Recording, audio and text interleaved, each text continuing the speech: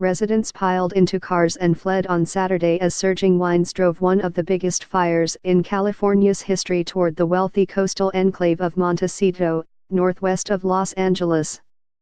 The mandatory evacuations around Montecito and neighboring Summerlin on the outskirts of Santa Barbara came as winds that had eased a day earlier roared back at around 30 mph, 48 km per hour, with gusts to about 60 mph, 97 km per hour. Firefighters stood by yellow fire trucks with hoses unspooled, ready to protect the historic San Isidro Ranch as heavy smoke rose from the coastal hills, blotting out the blue skies. A portion of Santa Barbara also was under mandatory evacuation. The city's zoo was under voluntary evacuation, and workers there began putting some animals into crates and kennels as a precaution. The northbound lanes of U.S. Highway 101, coming up the coast from Los Angeles, were closed for a few hours south of Santa Barbara, with cars stopped on the freeway. The 404 square mile, 1046 sq. km, Thomas Fire was moving rapidly westward and crested Montecito Peak, just north of Montecito.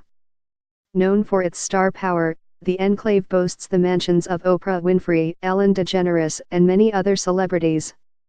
It is right above the homes, Fire spokesman Jude Olivas said.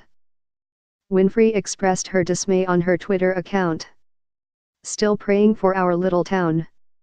Winds picked up this morning, creating a perfect storm of bad for firefighters," Winfrey tweeted. It was not clear if the former talk show host was in Montecito.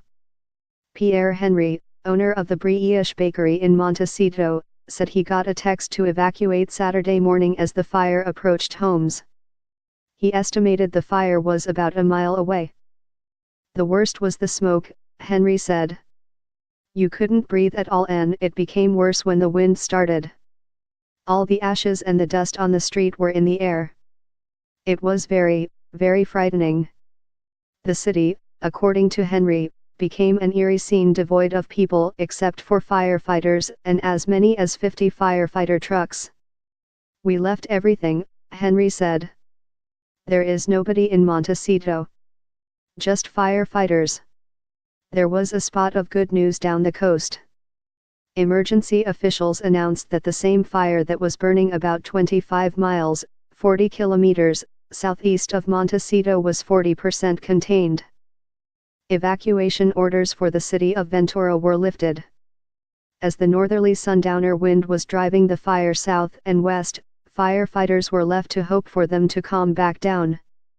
When the sundowners surface in that area and the fire starts running down slopes, you are not going to stop it, Mark Brown, of the California Department of Forestry and Fire Protection, told a news conference.